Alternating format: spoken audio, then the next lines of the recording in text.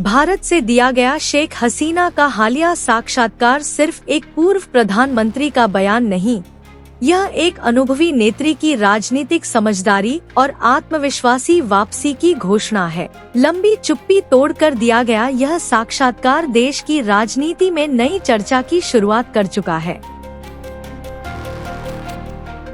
साक्षात्कार में शेख हसीना ने स्वीकार किया कि उनके शासनकाल के अंतिम दौर में हुई अशांति और जानहानि की घटनाओं के लिए एक नेता के रूप में उनकी भी जिम्मेदारी है।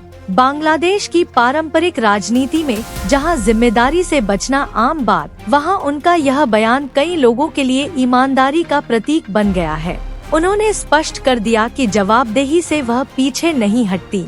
यह रुख उन्हें प्रतिशोधी राजनीतिज्ञ नहीं, बल्कि एक जिम्मेदार राष्ट्रनायिका के रूप में पुनः स्थापित कर रहा है।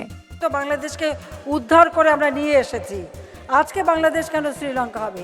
उनके खिलाफ लगाए गए 234 अरब डॉलर के भ्रष्टाचार के आरोप को शेख हसीना ने मजाकिया बताकर खारिज कर दिया और IMF द्वारा स्वीकृत आर्थिक वृद्धि के आंकड़े पेश कर उसका खंडन किया।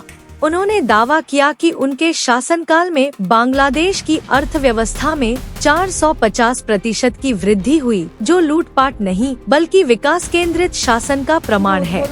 अभी घोषणा करती। यह तथ्य आधारित जवाब उनके आलोचकों की स्थिति को कमजोर कर चुका है और उनके नेतृत्व के प्रति लोगों में नया भरोसा जगा दिया है।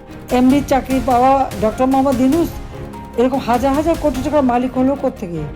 शेख हसीना ने साक्षात्कार में अंतरिम सरकार के प्रमुख डॉक्टर मोहम्मद यूनुस की संपत्ति के स्रोत पर भी सवाल उठाया। यह कोई राजनीतिक हमला नहीं था, बल्कि जवाबदेही का सवाल था। जो लोग भ्रष्टाचार के खिलाफ आवाज उठाते हैं, उन्हें भी पारदर्शिता के उसी मानक पर खरा उतरना चाहिए। इस रणनीतिक पलटवार के जरिए उन्होंने चर्चा का केंद्र खुद से हटाकर अपने प्रतिद्वंद्वी की ओर मोड़ दिया, जो उनकी राजनीतिक चतुराई और कौशल को दर्शाता है। साक्षात्कार में शेख हसीना ने कहा कि अवामी लीग एक चुनावमुखी पार्टी है और वह केवल जनता के वोट के माध्यम से ही सत्ता में आना चाहती है। उन्होंने स्पष्ट किया कि अवामी लीग कभी पिछवाड़े के दरवाजे से नहीं, बल्कि लोकतांत्रिक प्रक्रिया पर विश्वास करती है। उनका यह संदेश देश और विदेश दोनों जगह के लोकतंत्र समर्थक वर्गों में सकारात्मक प्रतिक्रिया उत्पन्न कर चुका है।